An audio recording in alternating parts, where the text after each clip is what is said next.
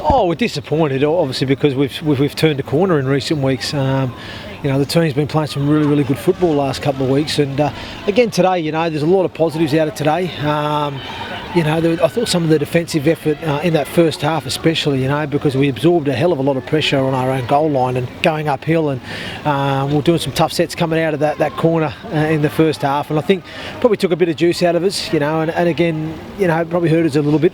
We came out second half and probably didn't start the second half well enough in terms of our ball control, and that was probably the disappointing thing over the course of the game, was probably our ball control let us down at key times, because I said some of the stuff we did play at times was pretty good, but overall, we just weren't quite good enough with the ball. But some of our defensive attitude and effort was really good, and when we did play with some of the shape we've been working on the last few weeks, we looked dangerous and we caused them some problems. But I just feel that there was probably too often where we just tried to make that last pass happen when it probably wasn't on, or some of our execution of skill at times, just even some basic core skills, some of our dummy half passing, or some of just a general play pass, and wasn't quite good enough. And but we've got to learn from this. We spoke about it in the sheds after the game there. We were disappointed with that, and we know we have to be a little bit better, but there was still plenty of good energy out there, some plenty good individual performances. I thought Reece Williams was strong with the ball.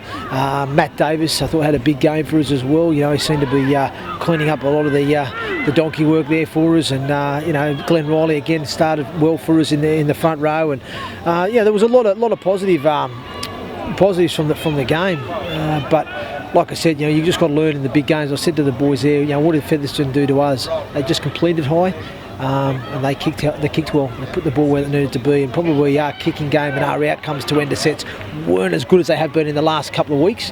And like I said, probably some of our execution and skill wasn't as good as it's been the last couple of weeks. But again, for me, to only lose by 10 points and to say we were nowhere probably near where we can be, and I felt Featherstone, credit to them, they played a very simple but smart game, but I don't think they're going to throw a hell of a lot more at us than what they did today. So it gives me a bit of confidence that if we do meet them in 2 weeks' time, if we can get things sorted our end, then we've got a real good chance of getting a result against them.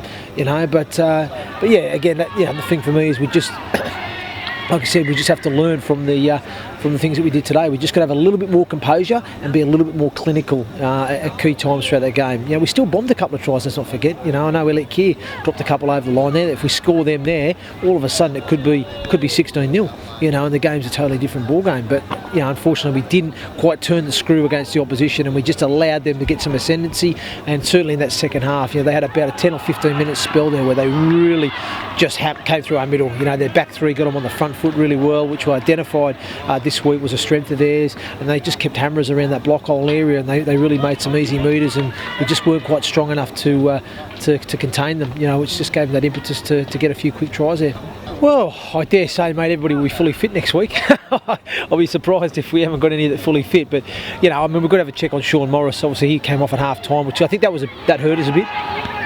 Sean was doing a great job at the back in terms of directing us defensively, also chiming in with some genuine pace out the back in good ball and stuff like that. So I think losing him was a bit of a blow. We had to just shuffle things around. They had to put Matt Garside into the left centre. I moved Ben Halliwell back to fullback. Not that those guys didn't do a decent job in those areas, but it probably just disrupted us a little bit. I thought young Ben Pointer, he did okay at half-back there. He had some good stuff in the first half. Probably lost his way a little bit there second half, and that's again probably that immaturity and youth on his side there, experience that he hasn't had probably in that big game stage, and and I just felt we just had to take a little bit more control in those areas. I just thought our pivotal positions probably weren't quite where they needed to be at times in that second half, but again, it's a great learning curve for some of these young players, and they'll learn from it and gain from that, and hopefully, like I said, we come back. Will Bartow should be back in the frame for next week, and amongst a couple of others, and Jamie Thackeray might be back in the mix next week too. So I'm going to have